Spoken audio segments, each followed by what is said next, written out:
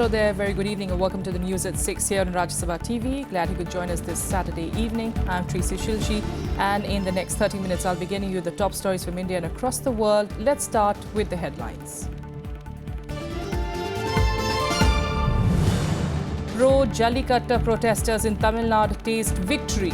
Vidyasagar Rao, the governor, promulgates an ordinance lifting a ban on the bull taming sport. Chief Minister O Paneerselvan to inaugurate the festival in Madurai tomorrow.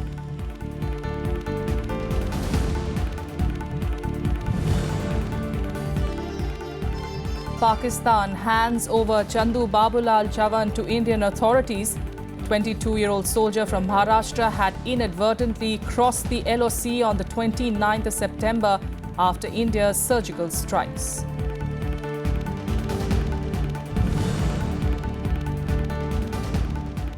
Cold wave conditions disrupt normal life in northern India.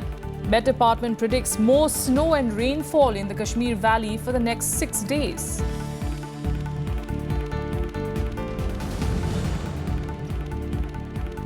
And the world watches Donald Trump's inaugural speech promising America First policies. The new US president signs executive order to roll back Obamacare. Many cities witness protests. Speaking of protests, our top story this evening: after a 3-year-long ban, Jallikattu will finally return to Tamil Nadu. Vidyasagar Rao, the governor, on Saturday approved an executive order by the state government which will allow the bull taming sport to be held in Madurai tomorrow. Chief Minister O Paneerselvan will inaugurate the festival. However, thousands of people who are protesting at Chennai's Marina Beach for a week now say that they will not disperse until the ban is officially lifted. Victory at last for the pro-Jallikattu protesters in Tamil Nadu. Tamil Nadu Governor Vidyasagar Rao on Saturday promulgated the ordinance lifting the ban on the bull taming sport. The state government announced that Chief Minister O Paneerselvan will inaugurate the festival on Sunday. Things moved fast after the centre cleared the Jallikattu draft ordinance on Friday. Prime Minister Narendra Modi himself stated that all efforts are being made to fulfill the cultural aspirations of the people of Tamil Nadu. Modi also assured that the central government is fully committed to the progress of Tamil Nadu.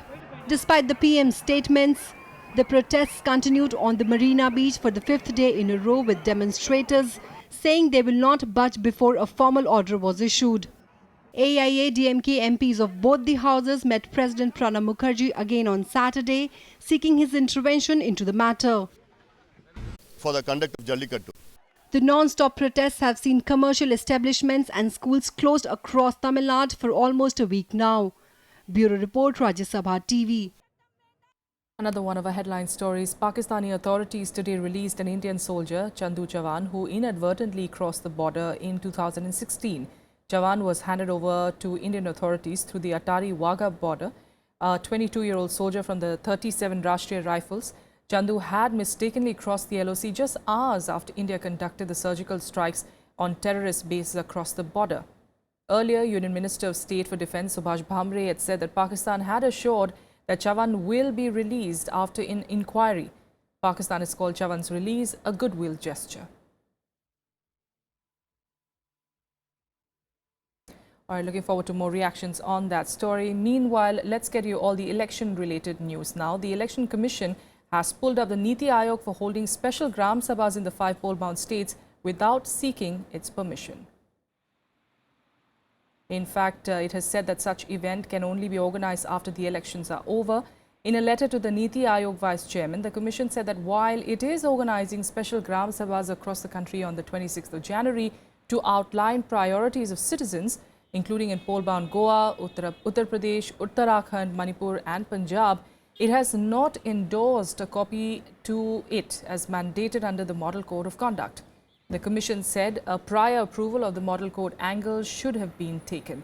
The EC made it clear that the program cannot be held on Republic Day in these states and should only be organized once the elections are over.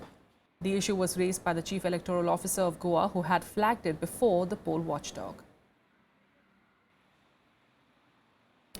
Today is the last day for the candidature withdrawal in Punjab and Goa. Polling in both the states will take place in a single phase on the 4th of February and counting will be on the 11th of March. In Punjab, about 1,243 nomination papers were found valid, whereas 695 papers were rejected after scrutiny. Nominations began with the issue of notification on the 11th of January, and the last date of making nominations was the 18th of January. The state will witness a multi-cornered contest on all the 117 assembly seats. While Congress is going alone on all the 117 seats, ruling Shiromani Akali Dal is contesting on 94 seats and its ally BJP on 23 seats. Aam Aadmi Party has fielded its candidates on 110 seats and its ally the Lok Insaf Party on 7 seats.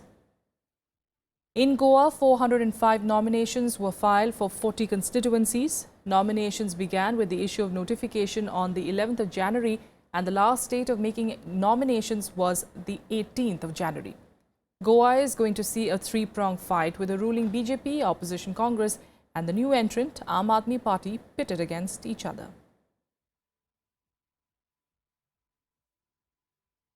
Now to Uttar Pradesh, where Bahujan Samaj Party Supremo Mayawati today urged Muslim voters to cast their votes for her party in order to defeat the BJP. Addressing the media in Lucknow, she took a dig at the SP Congress alliance, saying that both parties are like sinking ships. BSP Chief Mayawati welcomed Mulayam loyalist Ambika Chaudhary into her party on Saturday. Targeting the ruling Samajwadi Party, she claimed that party founder Mulayam Singh Yadav had sacrificed his brother Shivpal Yadav for Akhilesh Yadav. Calling the rift in SP clan an orchestrated drama, Mayawati accused the Akhilesh Yadav government of shielding criminals and communal forces. Shri Mulayam Singh Yadav यहाँ अपने पुत्र मोह के कारण पिछले कुछ महीनों से किस्म किस्म की नाटकबाजी आदि लगातार करते रहे हैं ताकि अपने पुत्र की सरकार की यहाँ सभी कमियों व घोर विफलताओं के गहरे धब्बों व दागों पर से लोगों का ध्यान बांटा जा सके. Mayawati didn't spare the prospective SP Congress alliance either. Calling both parties sinking ships, she termed the partnership a selfish move by the Congress. Congress party का भी असली व घोर स्वार्थी चेहरा भी बेनकाब होकर अब जनता के सामने आ गया है और अब इस पार्टी ने सपा सरकार के इस दागी चेहरे के आगे नतमस्तक होकर इनके साथ अपना गठबंधन करना भी स्वीकार कर लिया है. वो नहीं हुआ, गठबंधन एक अलग चीज है. कांग्रेस के पास कितने उम्मीदवार थे इसकी सूची हम बाद में उनको भिजवा देंगे. एक एक क्षेत्र में 15-15, 20-20 उम्मीदवार हैं, मजबूत उम्मीदवार हैं, अच्छे उम्मीदवार हैं. Mayawati also urged the minorities to keep their votes intact by voting for the BSP in order to defeat the BJP. She also targeted the BJP stand for reservation for Dalits, tribal and OBCs. The BJP denied her charge. इसका लगातार उल्लंघन कर रही हैं, जाति के सवाल उठाती हैं, मजहब के सवाल उठाती हैं. भारतीय जनता पार्टी की दृष्टि में यह सर्वोच्च न्यायालय के ताजे आदेश का उल्लंघन है, कंटेम्प्ट है और आचार संहिता की धारा 1 का भी कंटेम्प्ट है. भारतीय जनता पार्टी संविधान में दिए गए किसी भी वर्ग के अधिकार उन सबके प्रति आदर भाव से युक्त है. At the Jaipur Literature Festival on Friday, RSS ideologue Manmohan Vaidya had sought a review of the reservation policy, stating that even Ambedkar said its continuance in perpetuity was not good. He later clarified that reservation should continue as long as there is discrimination, but sought a time-bound probe as to why its benefits had not reached the targeted people. With inputs from Panchanan Mishra, Bureau Report, Rajya Sabha TV. The Election Commission has censured Delhi Chief Minister Arvind Kejriwal for his bribe remarks made at a poll rally in Goa. The EC maintained that if he continues to violate the model code, stern action would be taken against him and his party, including suspension or withdrawal of recognition to the Aam Aadmi Party. While issuing him show cause notice on the 16th of January, the Commission had quoted him as saying at an election rally that Congress and BJP will come to distribute money. Reacting to the order, Kejriwal said that the EC is wrong and he will challenge it in court.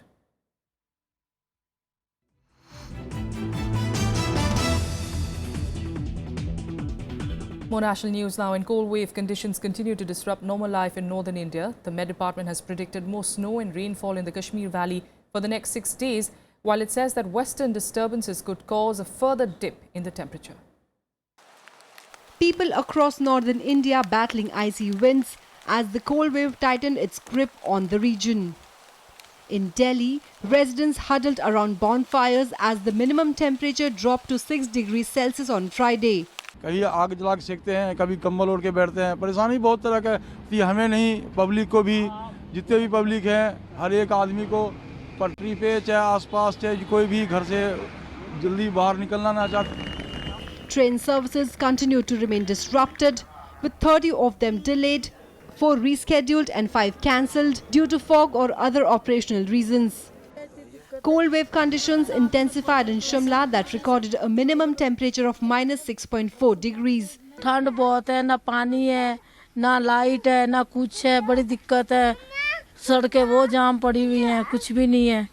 Kashmir Valley prepared for yet another spell of wet weather as the Met Department predicted rains and snow for the next 6 days. The forecast prompted the divisional administration to issue directions for taking precautionary measures. Bureau Report, Rajya Sabha TV. And here are more updates from across the country and nationwide. Prime Minister Narendra Modi today greeted the 3 northeastern states of Tripura, Manipur and Meghalaya on their statehood day and hoped they continue to achieve heights in all-round development. In his message to the people of Tripura, he prayed for the state's all-round growth. Modi gave his best wishes for the development journey of Meghalaya and also hoped that Manipur remains blessed with joy and prosperity. 6 CPM activists have been arrested for the murder of a BJP worker in Kerala's Kannur district. Santosh, the 52-year-old leader, died in hospital after he was hacked brutally, allegedly by CPM activists while he was alone at his home. The case is being investigated by a special police team led by District Police Chief.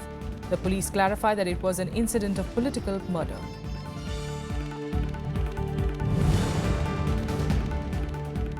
Bihar today claimed to have formed the world's largest human chain, with Chief Minister Nitish Kumar, political leaders cutting across party lines and citizens holding each other's hand to reaffirm the commitment towards liquor ban. The 45-minute-long human chain started early today at the historic Gandhi Maidan when Chief Minister Nitish Kumar floated colourful balloons. The human chain is estimated to cover a distance of 11,292 kilometres, involving 2 crore citizens. Meanwhile, the previous record was of 1,050 kilometres long human chain, which was formed in Bangladesh in 2004. For making the world's best missile system.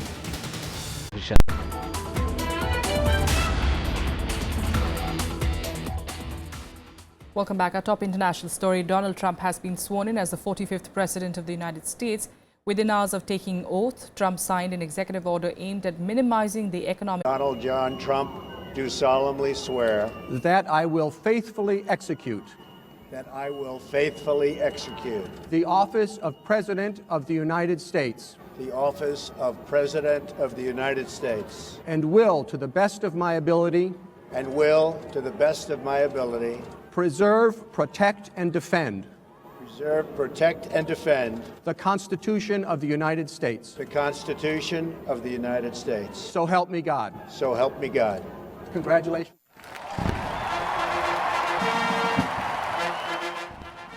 As the clock struck noon in America, power passed from one man to another, with Donald Trump taking over as the 45th president of the country. Barack Obama passing the baton after 8 years. Former presidents and first ladies, including George Bush and his wife Laura, as well as Jimmy Carter, were in attendance. After the ceremonial oath, Trump gave a 16-minute inaugural speech where he painted a bleak picture of his nation and the world. The 70-year-old railed against the U.S. establishment for not serving the American people adequately.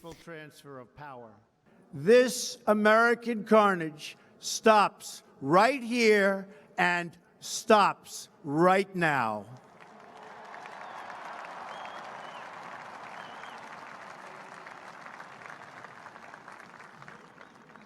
We are one nation, and their pain is our pain.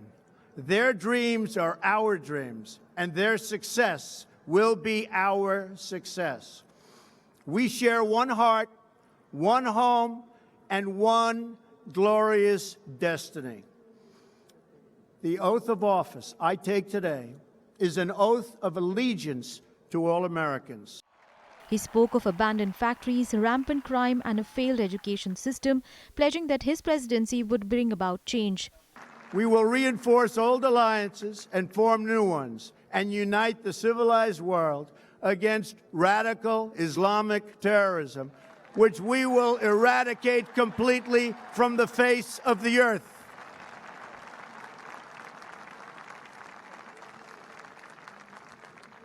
At the bedrock of our politics will be a total allegiance to the United States of America.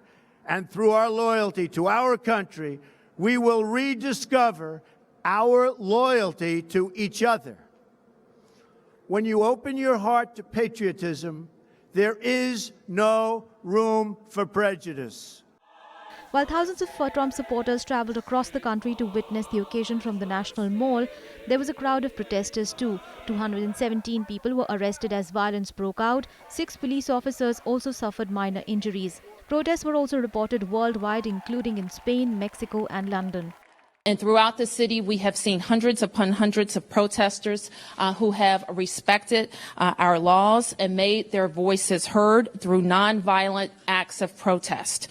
Unfortunately, a small group of people have engaged in vandalism as well as violence against our law enforcement officers. This type of destruction and this type of violence against people in Washington, D.C. will not be tolerated. Meanwhile, Prime Minister Narendra Modi joined world leaders in congratulating Trump. In a series of tweets, Prime Minister Modi said he looked forward to working with President Trump to further deepen India-US ties and realize the full potential of our cooperation. Meanwhile, US President Trump and Vice President Mike Pence waved goodbye as the Obamas and Bidens left the Capitol. Trump supporters were inspired and encouraged by the tone the new US President took shortly after being sworn into office. Shortly after the ceremony, Trump was seen signing his first official actions as the 45th president. He sent his cabinet nominations to the Senate as well as a signed proclamation for a National Day of Patriotism. Trump takes power at a time when the country appears to be deeply divided. He enters the presidency with historically low approval ratings. Trump has vowed to roll back many of his predecessors' policies, including repealing Obama's signature healthcare law and building a wall along the US-Mexico border. Bureau Report, Rajya Sabha TV. And anti-Trump protests were witnessed outside the US as well. In fact, coinciding with the anti-Trump protests are women's marches being held across the US, also New Zealand and Australia demanding equal pay for women across the world. Protests were being held in the UK as well. Donald Trump's first day in office greeted with protests the world over. Thousands of demonstrators joined the first of many women's marches in Sydney, a show of disapproval that was repeated in many other cities.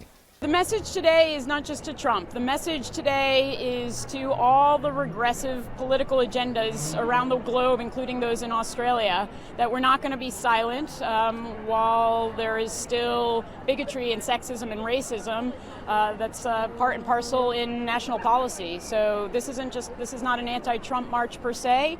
This is a pro-equality march and a pro-human rights march.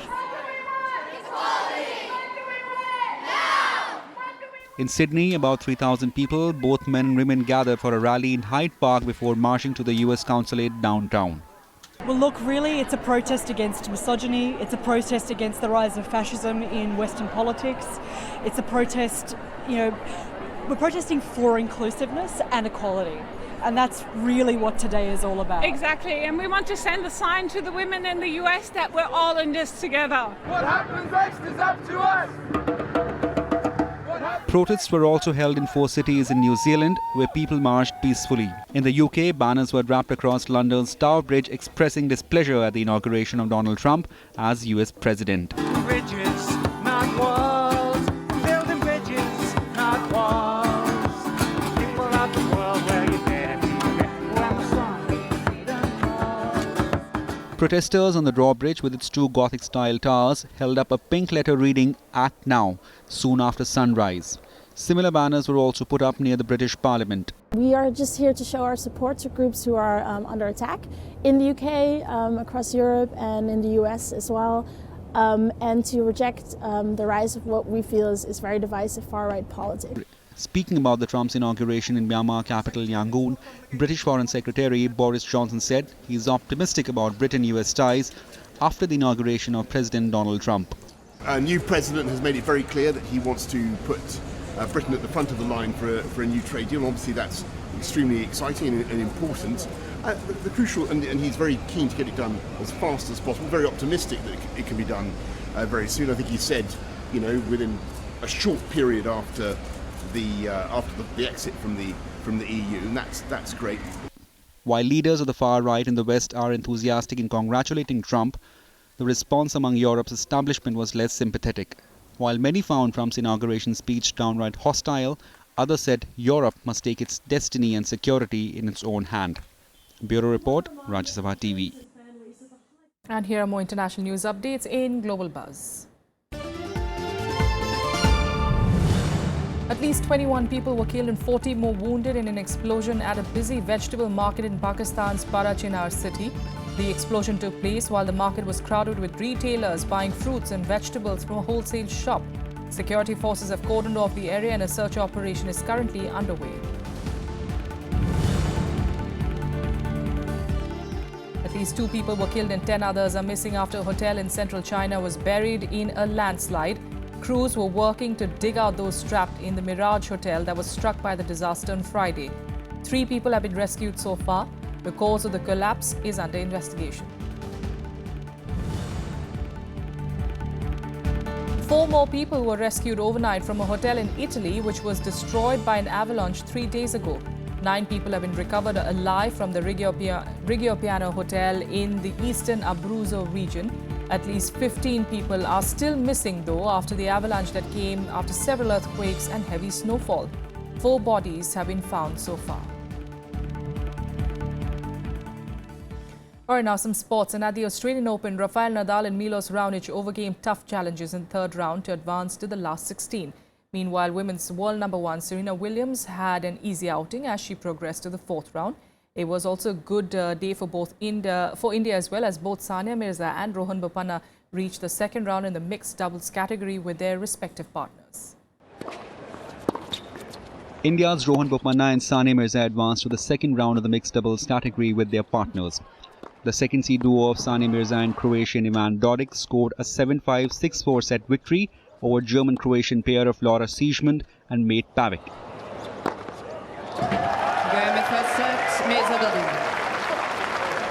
Bopanna, however, was pushed into 3 sets with his Canadian partner Gabriela Dabrowski. The Indian-Canadian pair defeated Kiwi-Slovenian team of Michael Venus and Katriana Srebotnik 6-4, 7-6, 10-7. In men's single, world number 1 Rafael Nadal survived a scare from Russian teenager Alexander Zverev in the 3rd round. In a gripping contest, the Spaniard came from behind to win the contest in 5 sets, 4-6, 6-3, 6-7, 6-3, 6-2. The 14-time Grand Slam champion will next face France Gael Monfils in the last 16th.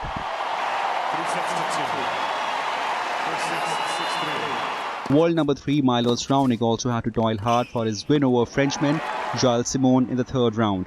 The 26-year-old Canadian overcame a stiff challenge from his opponent in 4 sets, 6-2, 7-6, 3-6, 6-3. Giant killer Denis Istomin, who stunned Novak Djokovic in round 2, produced another superb effort to beat Spanish 30th seed Pablo Carreno Busta in 5 sets. In the women's single, world number 2 Serena Williams eased past fellow American Nicole Gibbs to reach the 4th round. The 6-time Australian Open champion won 6-1, 6-3 and will next face Czech's 16th seed Barbara Krejcikova. Russian 30th seed Ekaterina Makarova came through a dramatic match to beat Slovakian 6th seed Dominika Kubelkova 6-2, 6-7, 6-3. She will next play British number Johanna Konta, who prevailed over former world number 1 Karolina Wozniacki in straight sets. Bureau Report, Rajya Sabha TV. And that's what we have for you on the news at 6. Thanks so much for joining us.